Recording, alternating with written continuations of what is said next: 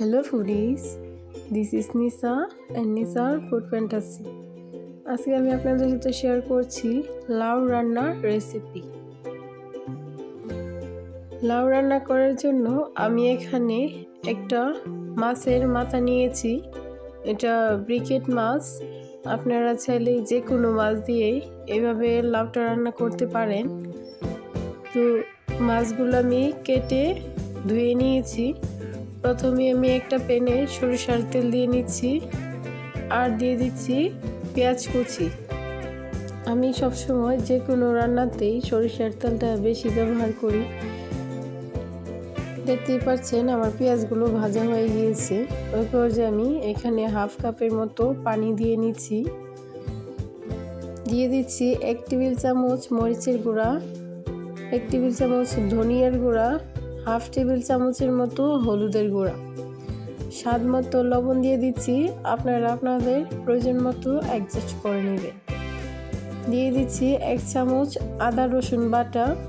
দিয়ে সবগুলো নেড়ে ছেড়ে মেশানো হয়ে গেলে যখন ঝোলে বলক চলে আসবে তখন আমি সবগুলো মাছ দিয়ে দিব।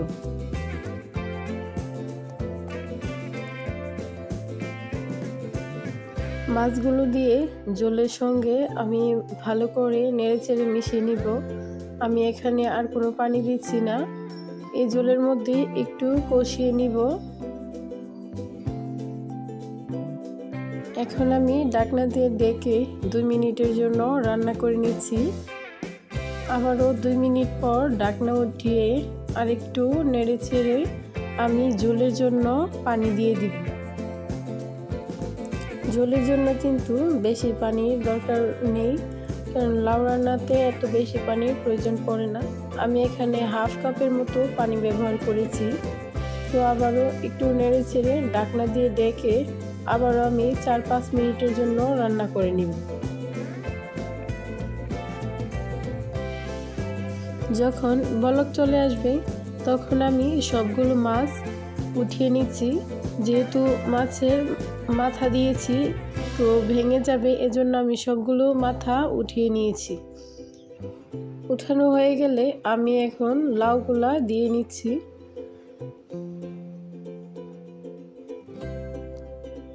এখন আমি সবগুলো লাউ ভালো করে নেড়েচেড়ে মিশিয়ে নিচ্ছি ঝোলের সাথে। আমি এখানে আর কোনো পানি ব্যবহার করব না।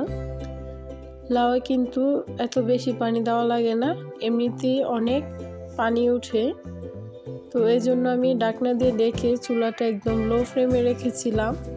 তো দেখুন কতগুলো ঝোল হয়ে গেছে। আমি কিন্তু একটুকু পানি ব্যবহার করিনি।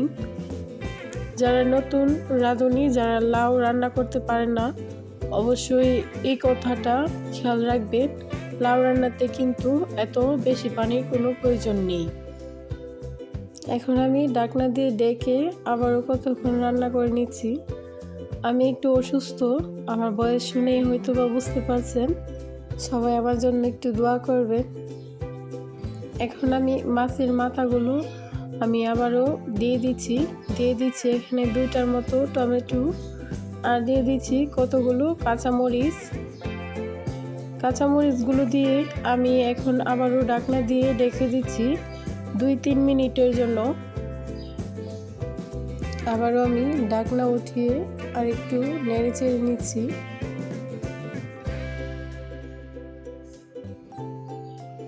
আরেকটা কথা বলে রাখা ভালো যে আমি কিন্তু লাউগুলা সেদ্ধ হওয়ার পরে কিন্তু টমেটো দিয়েছি, তা না হলে কিন্তু লাউ সিদ্ধ হবে না। এজন্য লাউটা সিদ্ধ হলে টমেটো দিবেন। সুন্দর স্মেল বা ঘ্রাণের জন্য দিয়ে দিচ্ছি ধনিয়া পাতা। এই শীতে কিন্তু ধনিয়া পাতা সব তরকারিতেই কিন্তু ভালো লাগে, তো এখন আমি একটু ধনিয়া পাতা দিয়ে দিচ্ছিলাম। এই পর্যায়ে আমার রান্নাটা কিন্তু অলমোস্ট ডান। ভিডিওটি যদি ভালো লাগে অবশ্যই আমার চ্যানেলটি সাবস্ক্রাইব করবেন। আপনাদের একটা লাইক এবং কমেন্টস আমাকে ভিডিও বানাতে অনেক উৎসাহিত করে। Food is life, don't waste food.